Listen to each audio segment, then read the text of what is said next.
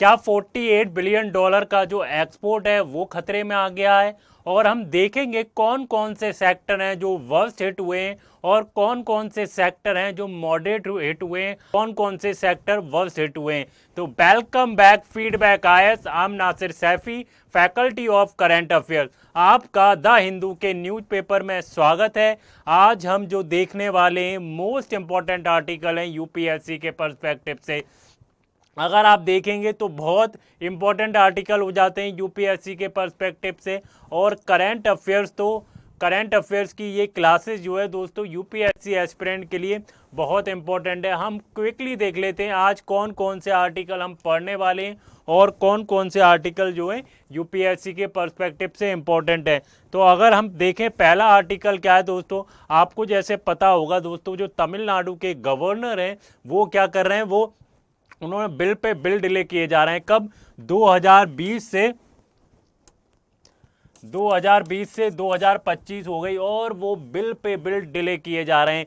तो इसके ऊपर सुप्रीम कोर्ट में हियरिंग चल रही है, उसी के ऊपर ये आर्टिकल है। इसमें क्या कहा गया है, governor can not act super CM Tamil Nadu tell supreme court. तो हम ये आर्टिकल देखेंगे, इसके प्रोविजन देखेंगे।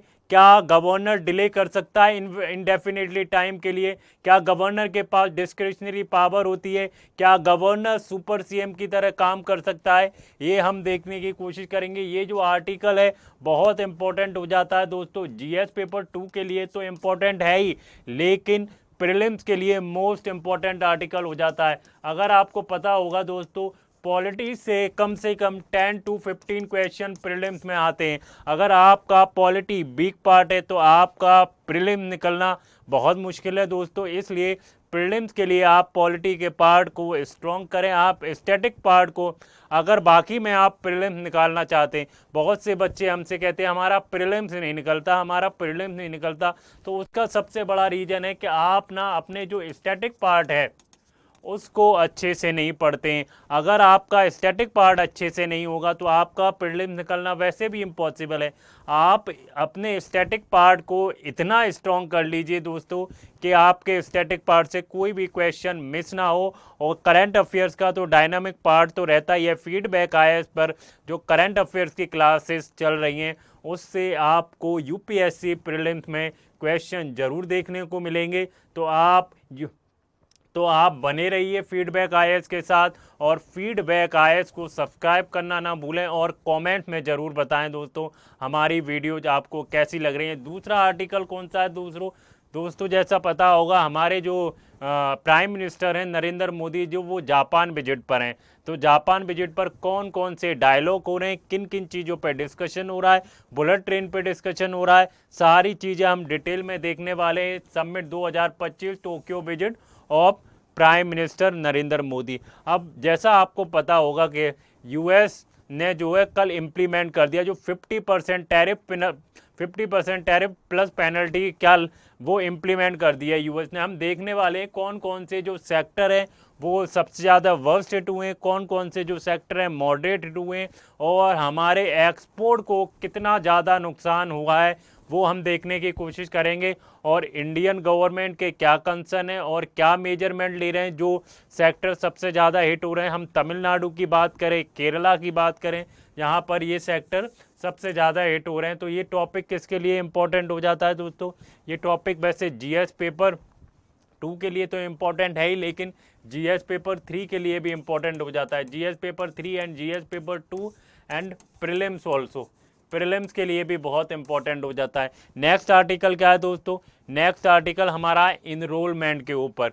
जो बच्चे हैं उनका school enrolment trends in India UDISE and 2024 and 2025, जो स्कूल इनरोलमेंट है हम उनके ऊपर ये रिपोर्ट देखने वाले हैं कि आखिर स्कूल इनरोलमेंट घट रहा है, बढ़ रहा है या क्या हो रहा है। सारी चीज़ें हम डिटेल में देखेंगे।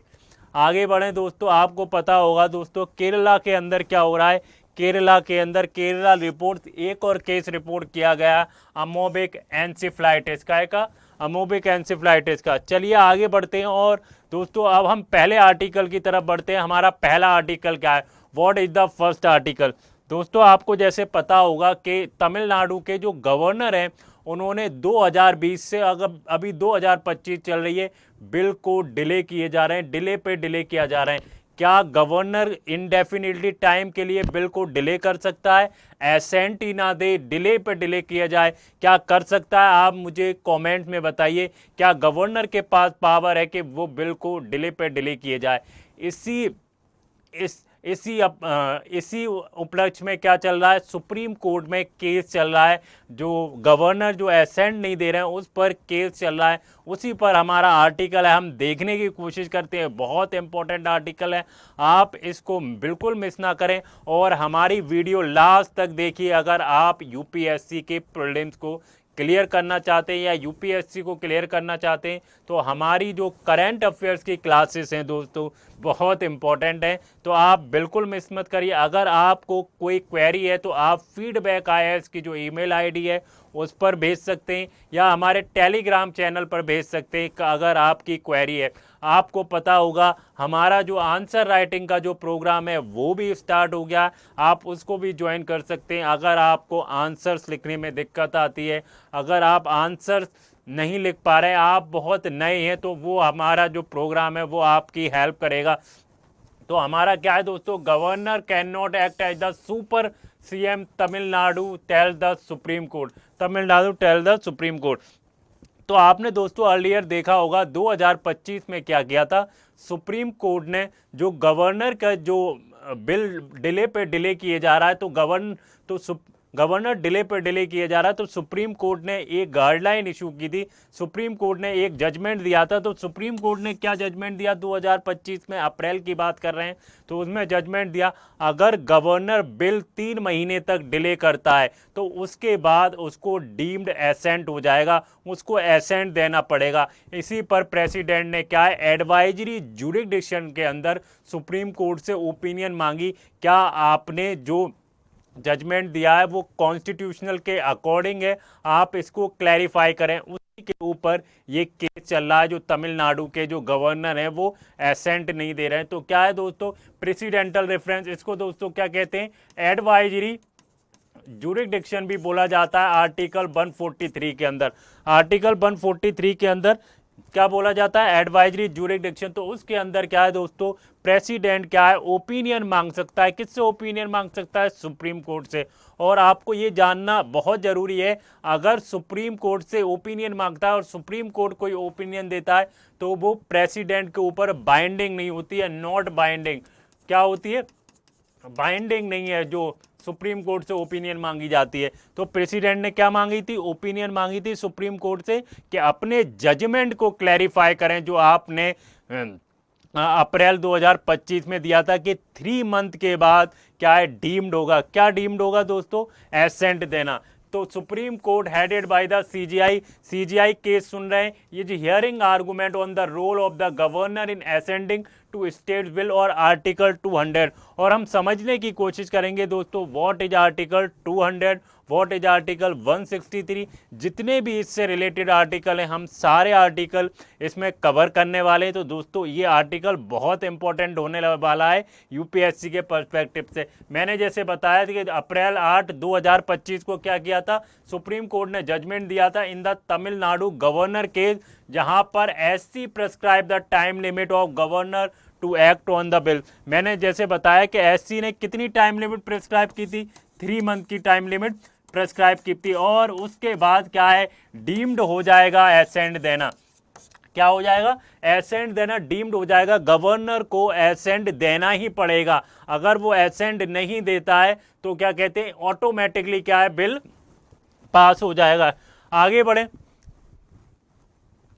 तमिलनाडु का क्या आर्गुमेंट है। जो तमिलनाडु के जो क्या कहते हैं एडवोकेट हैं वो कौन है दोस्तों, तमिलनाडु के जो एडवोकेट हैं, जो कांग्रेस के बहुत फेमस लीडर हैं और बहुत बड़े एडवोकेट हैं, वो कौन है दोस्तों, वो हैं सीनियर एडवोकेट AM सिंघवी। तो AM सिंघवी ने क्या कहा है दोस्तों, AM सिंघवी है, उन्होंने क्या कहा है, क्या आर्ग्यूमेंट दिए हैं कि गवर्नर क्या डिले पे डिले कर सकता है, क्या गवर्नर सुपर CM बन सकता है, क्या गवर्नर जो इलेक्टेड गवर्नमेंट है उसको बाईपास कर सकता है? ये सारे क्वेश्चन के जवाब जो दिए वो दिए एएम सिंघवी ने। एएम सिंघवी कौन है? एएम सिंघवी बहुत बड़े एडवोकेट हैं और वो क्या है दोस्तों, वो कांग्रेस के लीडर भी हैं। तो एएम सिंघवी ने क्या किया कि governor can not dominate the elected executive, क्या governor can not dominate the elected executive.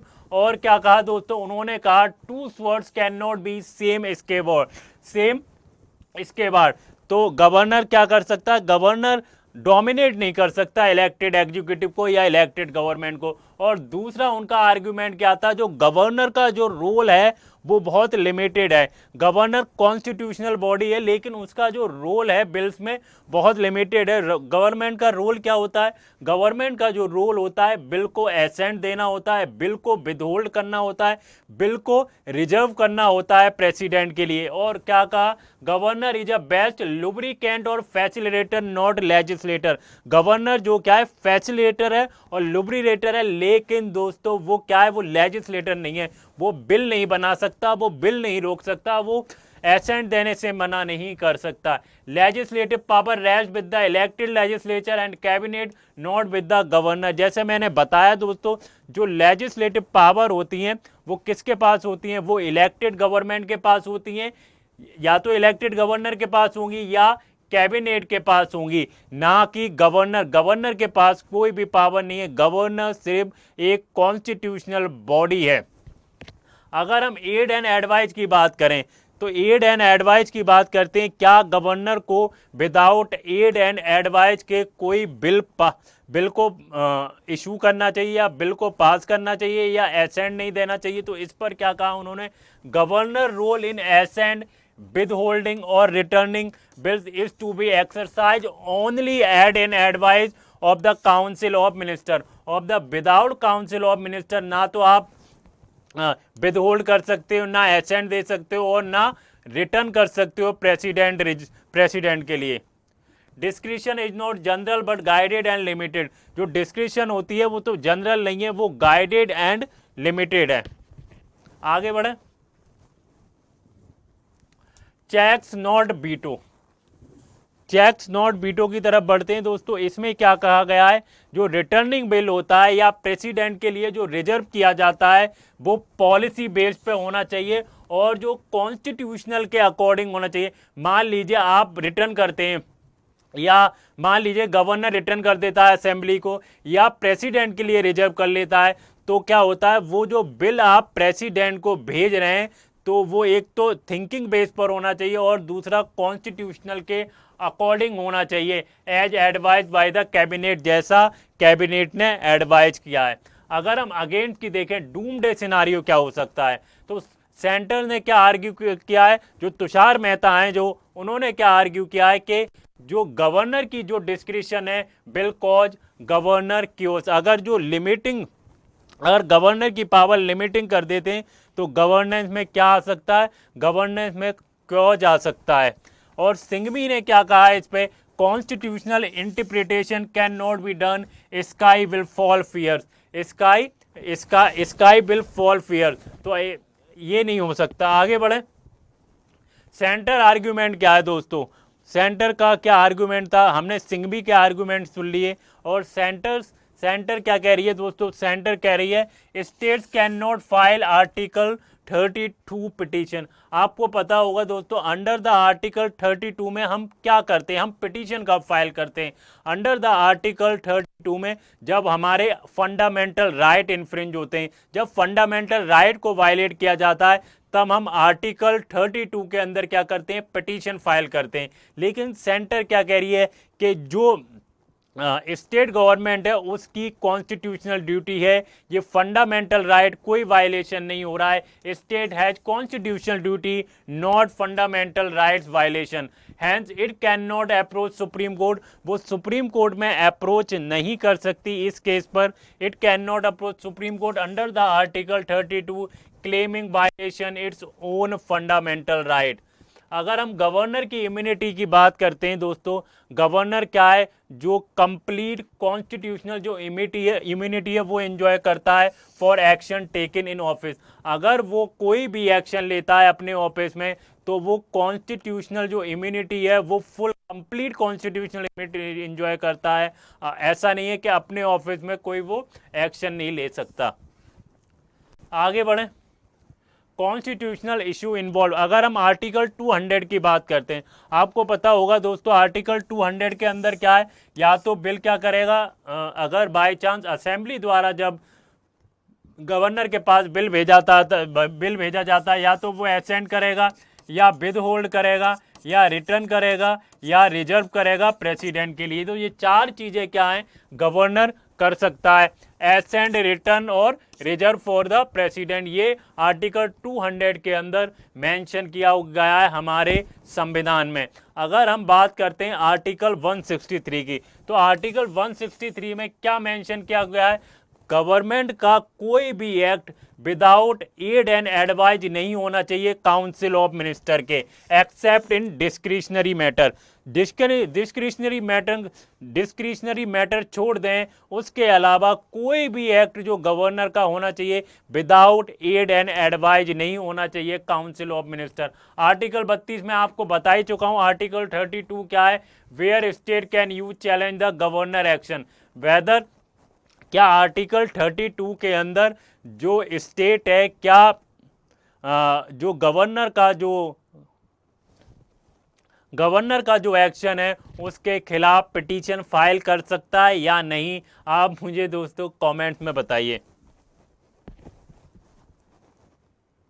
Question अब भी क्या बना हुआ है, तो क्वेश्चन बना हुआ है कि क्या गवर्नर इनडेफिनेटली टाइम के लिए बिल को डिले कर सकता है, अभी भी ये क्वेश्चन बना हुआ है। दूसरा क्वेश्चन क्या है दोस्तों, दूसरा क्वेश्चन ये है, क्या जो स्टेट है क्या वो चैलेंज कर सकता है सुप्रीम कोर्ट के अंदर अंडर द आर्टिकल 32, और जो गवर्नर का जो एक्शन है उसके लिए आप कमेंट्स में बताइए क्या सुप्रीम कोर्ट में ये चैलेंज किया जा सकता है अंडर द आर्टिकल 32। केसेस की बात करते हैं, जैसे हम जजमेंट की बात करते हैं जो सुप्रीम कोर्ट के अंदर हुए जजमेंट, अगर हम शमशेर सिंह के केस की बात करते हैं उत्तर में हुआ, अगर हम शमशेर सिंह के केस की बात करते हैं जो 1974 में हुआ, उसके अंदर सुप्रीम कोर्ट ने क्या रूलिंग दी थी, सुप्रीम कोर्ट ने जजमेंट दिया था गवर्नमेंट का कोई भी एक्ट होना चाहिए वो विदाउट एड एंड एडवाइज नहीं होना चाहिए council of minister, except rare cases, except rare cases या एक्सेप्ट डिस्क्रिशनरी पावर, ऐसा सुप्रीम कोर्ट ने कहा था शमशेर सिंह केस में।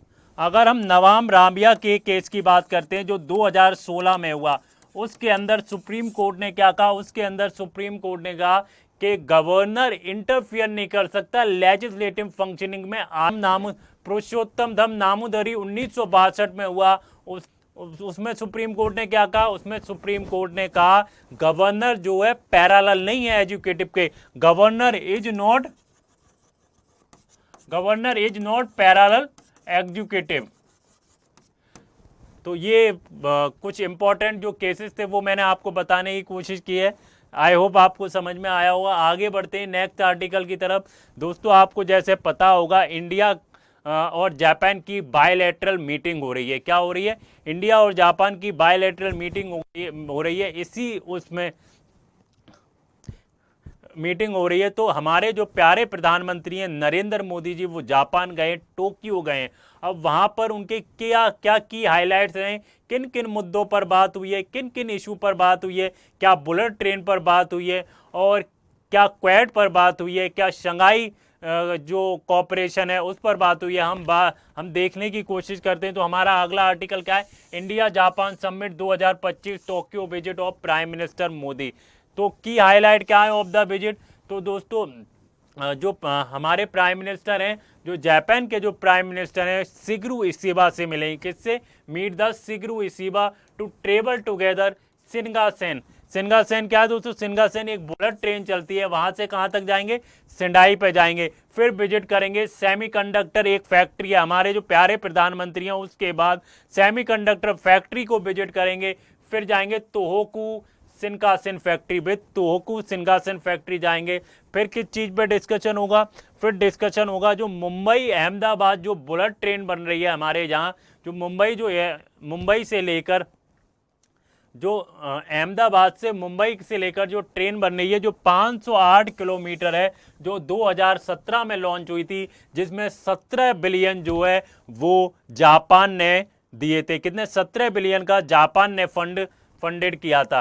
और सिक्योरिटी और डिफेंस की बात करते हैं। सिक्योरिटी और डिफेंस में बात करें दोस्तों, 2008 डिक्लेरेशन ऑन सिक्योरिटी कोऑपरेशन को अपग्रेड किया गया है। और likely defence hardware purchases, likely inclusion defence hardware purchases, launch of the economic security initiative, economic security initiative को लॉन्च किया गया है। Resilient supply chain, critical mineral and semiconductor and AI. आगे बढ़े।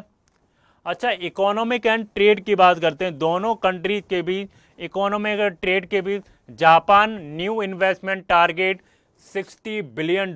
कितना न्यू इन्वेस्टमेंट टारगेट? कितना? अब India में कितना इन्वेस्ट करने वाली है जापान? $68 बिलियन।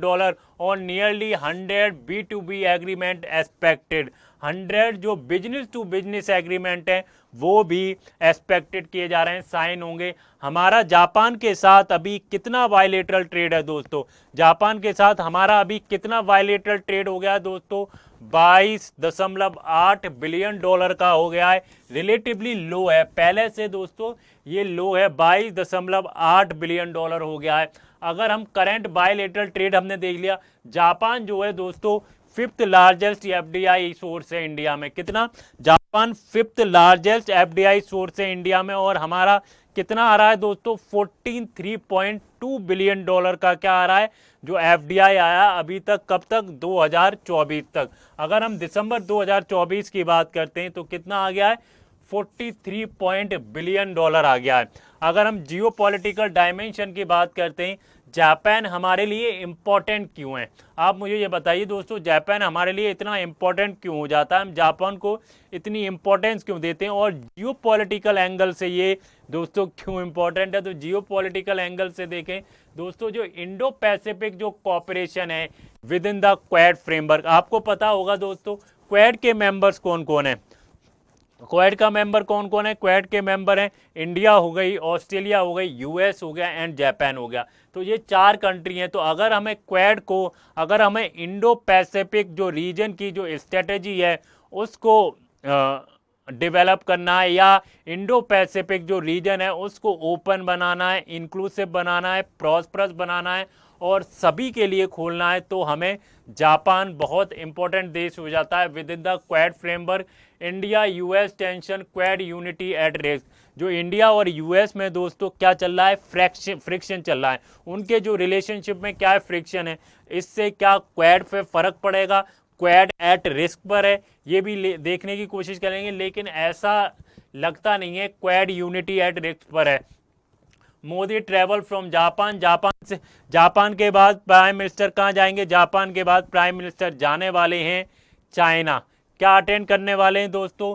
जो संघाई कोऑपरेशन ऑर्गेनाइजेशन है उसकी जो मीटिंग है वो अटेंड करेंगे। यहाँ पर जी जिनपिंग और पुतिन से मिलेंगे हमारे प्यारे प्रधानमंत्री। डायस्पोरा की बात करते हैं। डायस्पोरा कनेक्ट क्या है? हमारे जो इंडियंस हैं दोस्तों वो वहाँ पर जापान के अंदर कितने इंडियंस रहते हैं? 54,000 स्ट्रॉन्ग इंडियन डायस्पोरा है इन जापान में। विजन स्टेटमेंट देखें अगर हम दोस्तों, इंडिया जापान 2035 विजन स्टेटमेंट क्या किया है? रिलीज किया है। 2035 के लिए एक विजन स्टेटमेंट है। Upgrading the 2025 vision statement announce with Shinzo Abe in 2015। 2025 का जो विजन स्टेटमेंट था वो जो शिंजो आबे थे 2015 में रिलीज किया था। अब 2035 के लिए विजन स्टेटमेंट रिलीज हो चुका है।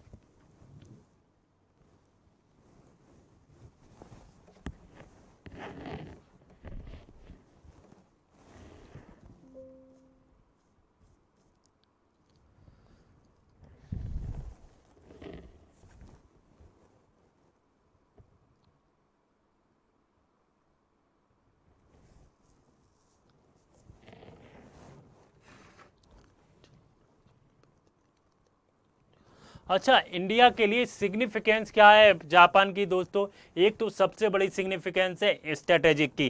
क्या दोस्तों? जो इंडो पैसिफिक जो रीजन है, जो इंडो पैसिफिक रीजन है उसमें क्या करेगा, जो चाइना का जो प्रभाव है, चाइना का जो इन्फ्लुएंस है, जापान उसको कम करेगा, और जो क्वाड का जो इन्फ्लुएंस है उसको क्या करेगा, इनहांस करेगा। और अगर क्वाड का इन्फ्लुएंस इनहांस होता है तो इंडिया को बहुत ज़्यादा फायदा होने वाला है।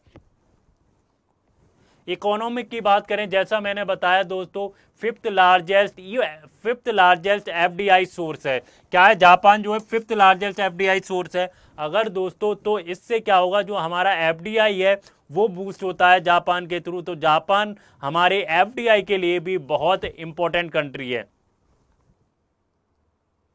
अगर हम इंफ्रास्ट्रक्चर की बात करेंगे, इंफ्रास्ट्रक्चर में मैंने जैसे बताया दोस्तों, क्या जापान जो है, हमारे यहाँ जो बुलेट ट्रेन बन रही है अहमदाबाद से मुंबई, तो जापान जो है मेन फंडिंग कर रहा है। क्या कर रहा है, फंडिंग कर रहा है। कितने, 17 बिलियन डॉलर की फंडिंग की है बुलेट ट्रेन के अंदर, तो ये बहुत बड़ा सिग्निफिकेंस है। इंफ्रास्ट्रक्चर में 68 बिलियन डॉलर का क्या करने वाला है, इन्वेस्टमेंट करने वाला है जापान इंडिया के अंदर। दोस्तों डिप्लोमेटिक की बात करें, अगर दोस्तों डिप्लोमेटिक की बात करते हैं, क्वाड हो गया और जो एससीओ हो गया, उसमें क्या है दोस्तों, उसके थ्रू जो इंडिया की पोजीशन है उसको क्या करता है, इंटरलिंक करता है जापान। आगे बढ़े, हमारा नेक्स्ट आर्टिकल देखें, तो दोस्तों हमारा जो नेक्स्ट आर्टिकल है, जैसा मैंने बताया, जो हमारा जो नेक्स्ट आर्टिकल है दोस्तों, जो यूएस ने जो इम्पोज किया है 50% टैरिफ प्लस पेनल्टी इंडिया के ऊपर, जो 27 कल क्या हो गई, वो इम्प्लीमेंट हो गई, वो इन्फोर्स कर दी गई। तो हम देखने की कोशिश करेंगे दोस्तों, कौन कौन से वर्स्ट हिट सेक्टर हैं जिनको बहुत ज़्यादा नुकसान हुआ है, सीवियर इम्पैक्ट पड़ रहा है, कौन से जो सेक्टर हैं वो मॉडरेट, जिनको मॉडरेट नुकसान होने वाला है। हम देखने वाले हैं कौन कौन से सेक्टर को सबसे ज़्यादा नुकसान होगा, कौन कौन से सेक्टर को कम नुकसान होगा। 50% tariff impose on Indian export effective 27 अगस्त 2025। Some sector now face total tariff above the 60%। बहुत सारे सेक्टर ऐसे भी हैं जिनको जो टैरिफ उनके ऊपर कितना लग रहा है, 60% से ज़्यादा लग रहा है। अफेक्ट्स लेबर इंटेंसिव इंडस्ट्री, जो लेबर इंटेंसिव इंडस्ट्री है दोस्तों वो अफेक्ट हो रही है, जैसे श्रिम्प हो गई, टेक्सटाइल ज्वेलरी हो गई, ज्वेलरी हो गई। तो लेबर इंटेंसिव कौन कौन सी जो दोस्तों सेक्टर हैं, श्रिम्प हो गई, टेक्सटाइल हो गई, ज्वेलरी हो गई। अगर हम कैपिटल इंटेंसिव की बात करते हैं, तो कैपिटल इंटेंसिव कौन कौन सी हो गई, मेटल हो गई, केमिकल हो गई और मशीनरी हो गई। इन पर सीवियर इम्पैक्ट पड़ने वाला है। एक एक करके हम देखते हैं दोस्तों कौन कौन से। अब वर्स्ट हिट सेक्टर कौन से हैं दोस्तों, मैंने जैसे बताया, जो लेबर इंटेंसिव जो सेक्टर्स हैं उनको बहुत ज़्यादा नुकसान होने वाला है।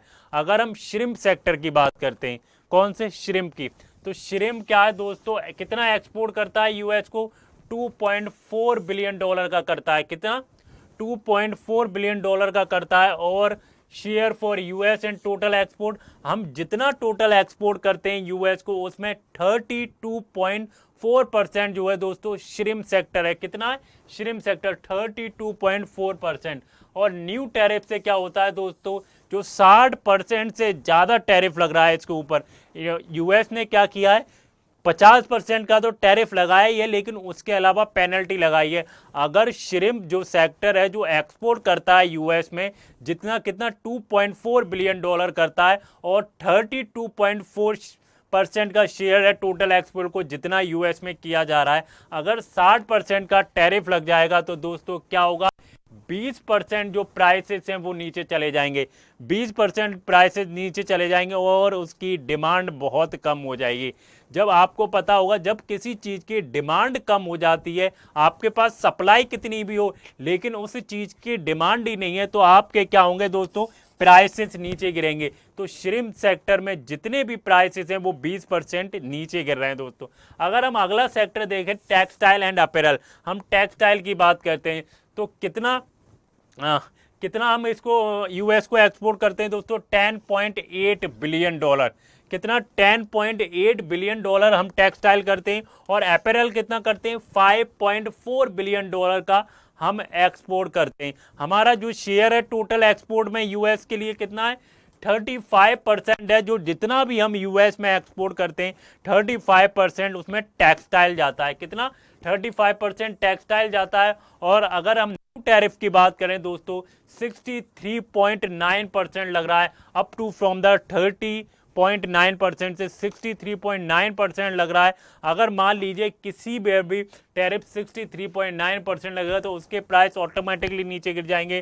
Tripura rushing shipments, Noida Gurugram freezing expansion, Bengaluru shift cuts.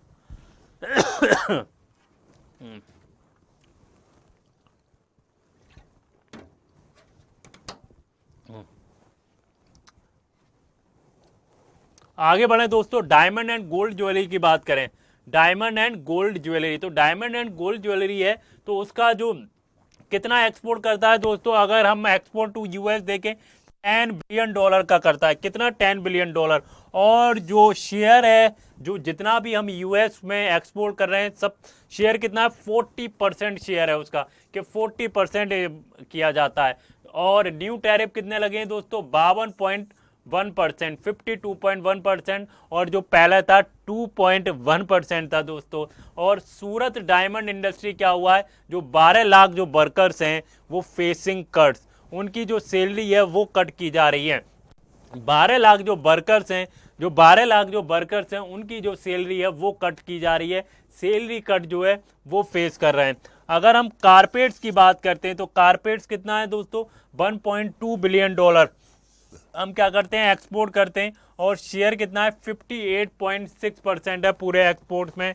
और इस पे जो कितना लग रहा है, 52.9% का क्या लग रहा है, टैरिफ लग रहा है। और बिग हिट ऑन कारपेट, सब बहुत ज़्यादा हिट हो रहा है। जो कारपेट, जब हम कारपेट हम एक्सपोर्ट कर रहे हैं यूएस के अंदर, तो इतना उस पर क्या कहते हैं, टैरिफ लग रहा है, जिससे क्या हो रहा है, बिग हिट हो रहा है कारपेट्स इंडस्ट्री।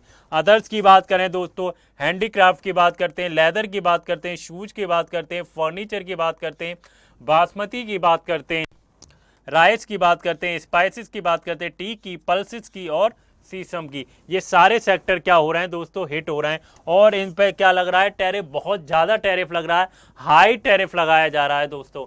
और हम लेबर इंटेंसिव एक्सपोर्ट जो है क्राइसिस है, जितने भी लेबर इंटेंसिव जो एक्सपोर्ट्स है वो दोस्तों क्राइसिस में। कैपिटल इंटेंसिव पे इतना फर्क नहीं पड़ रहा, जितने भी लेबर इंटेंसिव सेक्टर हैं उन पर टैरिफ जो लग रहा है वो बहुत हाई लग रहा है, उससे प्राइसेस जो है नीचे जा रहे हैं। हमारा जो है जो भी सेक्टर्स हैं वो अनकम्पेटिटिव हो रहे हैं। अगर हम अदर कंट्रीज की बात करते हैं, अगर हम वियतनाम की बात करेंगे, अगर हम चाइना की बात करेंगे, अगर हम कंबोडिया की बात करेंगे, अगर हम बात करेंगे लाओस की बात करेंगे, अगर हम बात करेंगे बांग्लादेश की बात करेंगे, तो जितनी भी ये कंट्री हैं उनसे क्या है, हमारे जो प्राइसेस हैं अनकम्पेटिटिव हैं।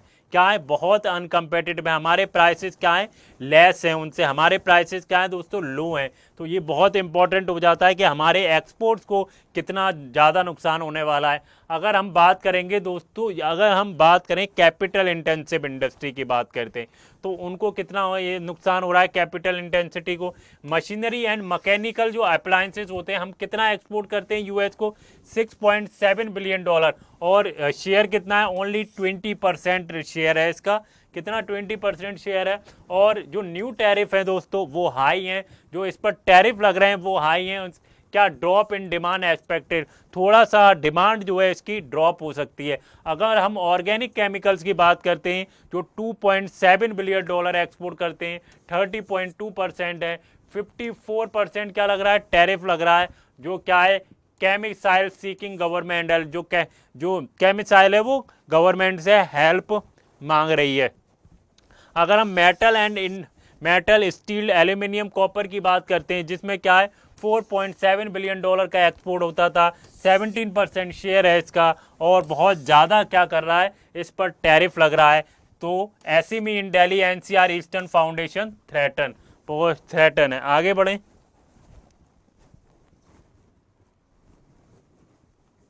तो मैंने जैसे बताया दोस्तों, इन इंडस्ट्री को कैसे इकोनॉमिक इम्पैक्ट पड़ेगा। ये सारी जो इंडस्ट्री है, लेबर इंटेंसिव जो इंडस्ट्री है, उस पर बहुत ज़्यादा इम्पैक्ट पड़ने वाला है। कैपिटल इंटेंसिव इंडस्ट्री पर इतना इम्पैक्ट नहीं पड़ेगा जितना लेबर इंटेंसिव इंडस्ट्री है। तो गवर्नमेंट को क्या मेजर लेना चाहिए, गवर्नमेंट को क्या स्टेप लाना चाहिए। जो मल्टी मिनिस्ट्री जो है दोस्तों, मल्टी मिनिस्ट्री है उन्हें ऐसी प्रिपरेशन करनी चाहिए, जितनी भी ये इंडस्ट्री है उनको ईज प्रोवाइड करना चाहिए। जो पेन में है ये इंडस्ट्री उनको क्या करना चाहिए, उनको ईज प्रोवाइड करना चाहिए। और दोस्तों जो आरबीआई का रोल बहुत बड़ा हो जाता है, आरबीआई क्या करे, उन्हें क्रेडिट प्रोवाइड कर, इंडस्ट्री है उन्हें क्रेडिट सपोर्ट दे, उन्हें लिक्विडिटी दे, तब क्या होगा, ये इंडस्ट्री को थोड़ी सी ईज आएगी।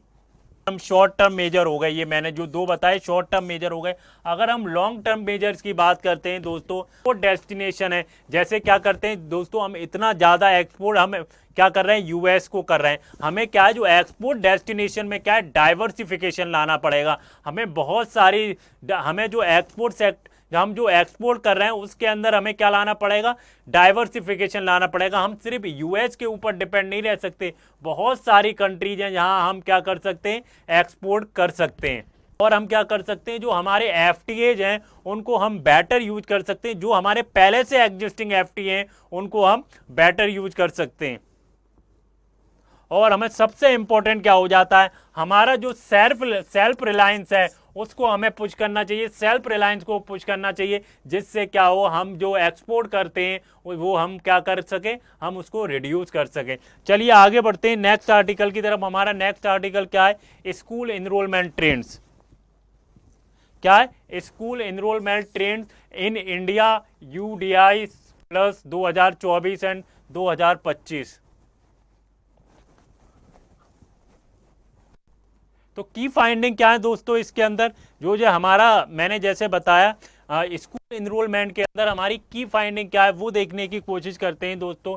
डिक्लाइन एनरोलमेंट, 3 से 11 साल के जो बच्चे हैं उनका जो एनरोलमेंट है स्कूल के अंदर वो डिक्लाइन हो रहा है। वो क्या क्या डिक्लाइन हो रहा है, अगर हम एनरोलमेंट की बात करते हैं, अगर हम आंगनबाड़ी की बात करेंगे, प्री स्कूल की बात करेंगे, क्लासेस 1 से 5 की बात करेंगे, तो दोस्तों 24 लाख लोग क्या है दोस्तों, वो उनका क्या है, एनरोलमेंट घटा है।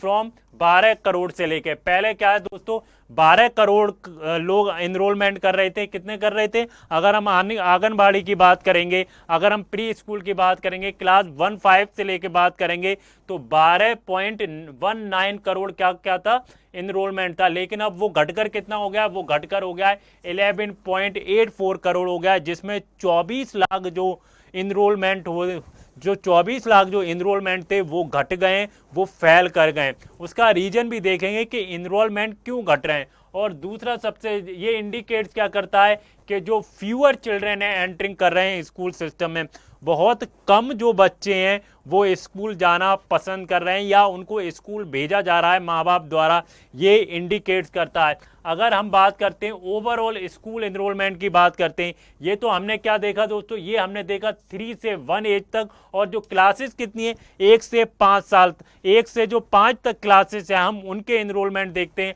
अगर हम ओवरऑल एनरोलमेंट की बात करें, जो 1 क्लास से लेके 12 क्लास तक है, फेल 11 लाख जो बच्चे हैं उनका एनरोलमेंट क्या है, उनका एनरोलमेंट घटा है 24.8 करोड़। कितना, 24.8 करोड़ हुआ है, जो 24.69 करोड़ था। कितना, 24.69 करोड़ था 2024 एंड 2025 में। तो 11 लोग क्या है, 11 लाख लोगों ने अपना स्कूल छोड़ दिया है, अपनी पढ़ाई पूरी नहीं की। वो कुछ भी वजह हो सकती है उसकी, हम वो देखेंगे कि किस वजह से ये हो रहा है। लोएस्ट सिंस 2019 एंड लोएस्ट क्या है 2018 और 2019 से सबसे लोएस्ट है कि ओवरऑल जो है 1 क्लास से 12 क्लास के जो बच्चे हैं उन्होंने क्या 11 लाख लोगों ने अपनी पढ़ाई छोड़ी है, अपना एनरोलमेंट क्या है, उनका एनरोलमेंट गिरा है। अगर हम डेमोग्राफिक रीजन की बात करें तो सबसे बड़ा जो रीजन है दोस्तों, जो क्या है, फॉलिंग फर्टिलिटी रेट। एक तो फर्टिलिटी रेट्स क्या है वो घट रही है, तो उसकी वजह से क्या होता है, बहुत फ्यूअर चिल्ड्रेन होते हैं। कितने होते हैं, फ्यूअर चिल्ड्रेन होते हैं, बच्चे बहुत कम पैदा हो रहे हैं, इसकी वजह से चिल्ड्रेन ही कम है। दूसरा इंडिया TFR, दोस्तों इंडिया जो TFR है, टोटल फर्टिलिटी जो रेट है वो कितना हो गया है दोस्तों, 1.91 हो गया है, बिलो द रिप्लेसमेंट लेवल 2.1। अब आपको मैं रिप्लेसमेंट लेवल और टोटल फर्टिलिटी रेट का मैं मतलब समझाने की कोशिश करता हूं। मान लीजिए मान लीजिए दोस्तों आप दो लोग हो, आप हस्बैंड और वाइफ, और आपके दो बच्चे हो गए। तो अगर आप जब आप क्या करेंगे, दुनिया छोड़ के जाएंगे, तो आपके दो बच्चे रहेंगे, तो क्या हुआ, इससे क्या होगा, पॉपुलेशन बैलेंस होगी। तो इसको क्या बोलते हैं दोस्तों, रिप्लेसमेंट लेवल बोलते हैं, कि आप आपको आपके बच्चों ने रिप्लेसमेंट कर दिया। तो टोटल फर्टिलिटी रेट कितनी है, अगर 1.91 टोटल फर्टिलिटी रेट है, इसका मतलब ये हुआ आप दो लोग थे और दो लोग कितनों ने रिप्लेस किया, एक लोग ने। कितनों ने रिप्लेस किया, एक लोग ने। तो इससे क्या होगा, पॉपुलेशन क्या होगी, डिक्रीज होगी। पॉपुलेशन स्टेबलाइज नहीं रहेगी, पॉपुलेशन डिक्रीज होगी। अगर 2.1 है, इसका मतलब ये है कि पॉपुलेशन क्या है, स्टेबलाइज है, डिक्रीज नहीं हो रही है। तो क्या हो गया, 1.91 क्या है, टीएफ 1.91 क्या है, टोटल फर्टिलिटी रेट है। इससे क्या हो रहा है, पॉपुलेशन डिक्रीज हो रही है, बच्चे क्या है, कम पैदा हो रहे हैं, फर्टिलिटी बहुत लो है। अगर हम यूपी की बात करें, बिहार की बात करें, मेघालय की बात करें, still above the replacement level. तो यूपी में क्या है और बिहार में क्या है, मेघालय में क्या है, यहाँ पर क्या है, जो रिप्लेसमेंट लेवल से ऊपर है। एबव क्या है, रिप्लेसमेंट लेवल से ऊपर इनका यहाँ का टोटल फर्टिलिटी रेट है। आगे बढ़ें। अच्छा, हिस्टोरिकल ट्रेंड क्या है, what is the historical trend. अगर हम 2012 और 2013 की बात करें, तो कितने इनरोलमेंट हुए, 26.3 करोड़ 26.3 करोड़ स्टूडेंट थे। 2021 और 2022 की बात करें, 26 करोड़ स्टूडेंट थे, बढ़ गए 26, मतलब घट गए। 2022 और 2023 की बात करें, 25.8 करोड़ स्टूडेंट थे। कितने, 25.8 करोड़। और अगर हम 2023 और 2024 की बात करें, तो 24.8 करोड़, और 2024 और 2025 की बात करते हैं 24.6 करोड़।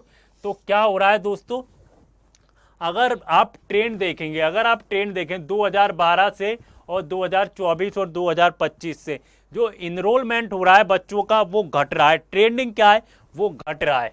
देखिए आप 2012 से और 2025 तक 26, पहले 26.3 थे, फिर 26 हुए, फिर 25 हुए, फिर 24 हुए, फिर 24.8 थे, फिर 24.9।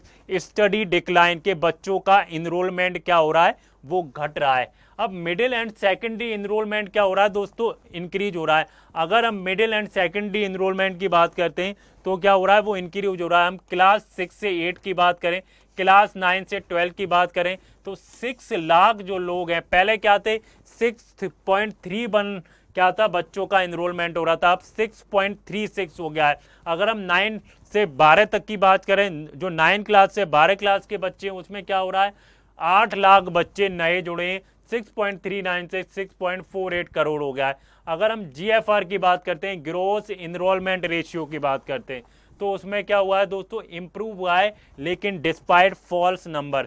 मिडिल जो लेवल है 89.5% है, जबकि अर्लियर क्या था, 90.3% था। अगर हम सेकेंडरी लेवल की बात करते हैं, अर्लियर क्या था, 66.5% था, अभी क्या है, 68.5% हो गया है। Drop rates reduce significantly, preparatory 3.7%, 2.3%, middle 5.2% and 3.5%, and secondary क्या है दोस्तों, 10.9% एंड 8.2%। ड्रॉप रेट जो है रिड्यूस हो रहा है सिग्निफिकेंटली। आगे बढ़े।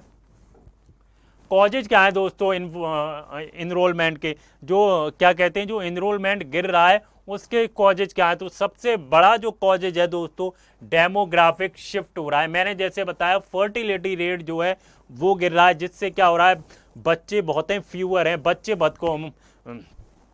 बहुत कम पैदा हो रहे हैं। इस वजह से क्या हो रहा है, जब बच्चे ही कम हो रहे हैं, तो इनरोलमेंट क्या होगा। पहला रीजन क्या है, demographic shift, declining the birth rate, और दूसरा रीजन है प्राइवेट प्री प्राइमरी इंस्टीट्यूशन। तो बहुत सारे जो मिडिल क्लास फैमिली है दोस्तों, वो क्या करते हैं, वो प्राइवेट स्कूल में पढ़ाना चाहते हैं बच्चों को। सम चिल्ड्रेन नॉट काउंटेड इन यूडीआईएस। और माइग्रेशन एंड अर्बनाइजेशन, जैसा आपको पता होगा, माइग्रेशन बहुत होता है। क्या होता है, जो छोटे शहर से बड़े शहरों में लोग जाते हैं, तो क्या होता है, माइग्रेशन होता है, shifting between the private and public system. और क्या, डिलेड सेंसस डाटा डिले होने से may not reflect ground reality reflect नहीं हो रही है सेंसस डाटा की वजह से। आगे बढ़ें। ये मैंने आपको रीजन बताया किस वजह से जो है बच्चों का इनरोलमेंट घट रहा है। Kerala reports one more case amoebic encephalitis. दोस्तों जैसा आपको पता होगा केरला के अंदर क्या अमोबिक एनसेफ्लाइटिस के जो केसेस हैं वो रिपोर्ट किए जा रहे हैं। एक और केसेस निकल के आया है। एक 43 ईयर ओल्ड जो वुमेन है कोझिकोड, वो डायग्नोज की गई है amoebic meningoencephalitis, raising the total number of patients under the treatment and Kozhikode medical hospital. कितने केसेस आ गए दोस्तों? 9 केसेस आ गए। अर्लियर क्या था, 8 ईयर जो ओल्ड गर्ल है कोझिकोड में had died of the infection. The patients are from the Kozhikode से 4 हैं, मल्लापुरम से 3 हैं और वायनाड से 2 हैं। तो टोटल कितने केसेस हो गए? 9 केसेस आ चुके हैं अमोबिक एनसेफ्लाइटिस के। अब हम समझने की कोशिश करेंगे दोस्तों अमोबिक एनसेफ्लाइटिस क्या होती है या अमोबिक मीनिंगो एनसेफ्लाइटिस क्या होती है।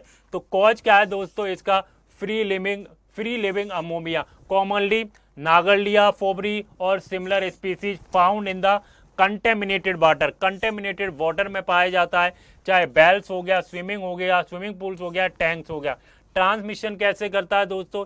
ये कैसे ट्रांसमिशन होता है? ये नोज के थ्रू बॉडी में जाता है, नोज के through while swimming and bathing. जब आप स्विमिंग करते हैं या बाथिंग करते हैं उसके थ्रू, नोज के थ्रू ये क्या करते हैं?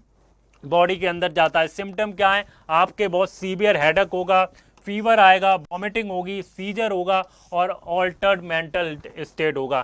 फैटिलिटी क्या है दोस्तों? बहुत हाई मोर्टिलिटी रेट है इवन विद ट्रीटमेंट। मोर्टिलिटी सबसे बड़ी प्रॉब्लम क्या है? बहुत ज़्यादा मोर्टिलिटी है even treatment. Public health concern क्या है? What is the public health concern? Kerala public health act 2023 involve. Kerala public health act 2023 involve mass cleaning,